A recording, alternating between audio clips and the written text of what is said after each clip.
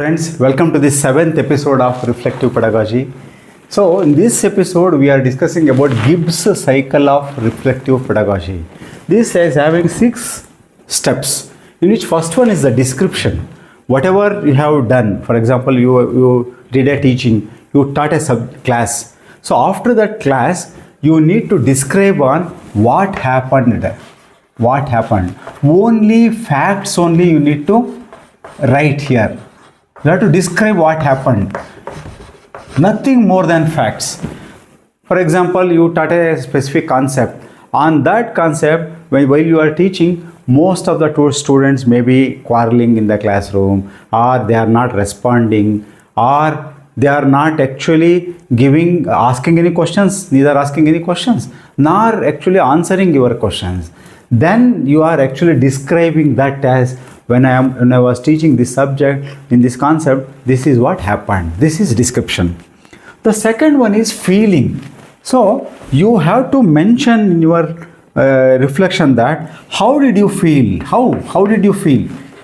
What did you think? So that you need to enter. So here maybe you may write that I become sad, or I become irritated, that particular student made me, annoyed me, then so I was very anxious, or I was very angry. So that feeling you need to capture on that. The third one is evaluation. So in these facts and this feeling, what was good and what was not good or bad, that you need to evaluate. What was good and what was bad.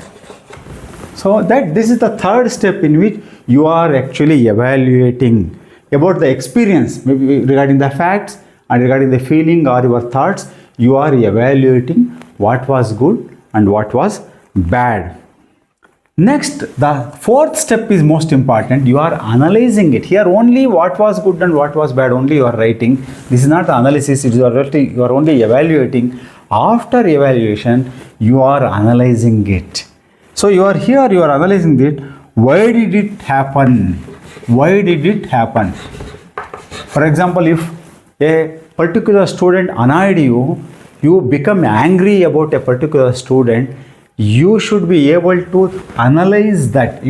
Maybe you felt very bad, you become very angry, you have written the fact. Then here you have to analyze that. Maybe when he annoyed me, I should have been patient. I should have calmed myself. So this is the analysis part, why the particular thing has happened, and then this is the most important thing. Why did it happen?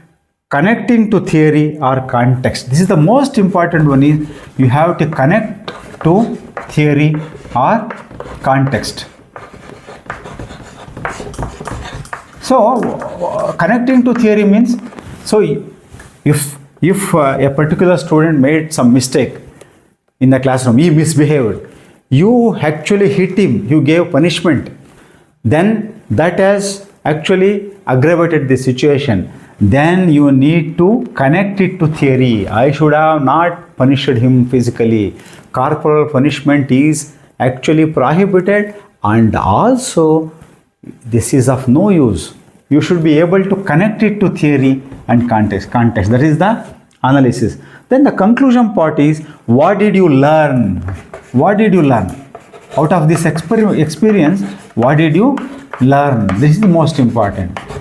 So you are describing the fact here, what you felt you are describing here, and then what was good and bad you are actually explaining. Here, why did it happen, and then you are connecting it to the context or theory, and then what did you learn out of this? No, I should have not behaved like this, or I should have prepared myself better, or I should have made the students participated better, or I should have used my blackboard work better, or I should have shown some videos, or I should have made some small groups and give the work to do in a small activity, or I should have given some project. So this is the lesson you need. Here is the lesson here. Then the action plan is Also, what could have been done? That also you have to, what could have been done? So if something has gone wrong, so I should have not done that. That you need to conclusion.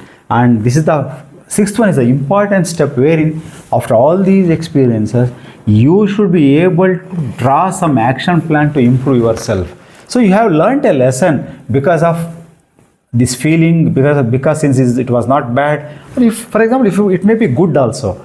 If you have done an excellent teaching strategy that went very well, then you should be able to explain that it is a very good concept, very good strategy I used. I need to continue that. Maybe you can make some minor modifications and then you can continue that. This is the most important one. What will you going to do in future? In future means in the coming days, tomorrow or the coming days. So this is the Gibbs cycle. This is, I just have written like this. It is like a cyclical process. So after this it will happen. This will, and action plan. Next you will experience. So friends, this is the 7th episode. We are coming to the end. If you haven't seen the previous episodes, I request you to see and comment. Thank you so much.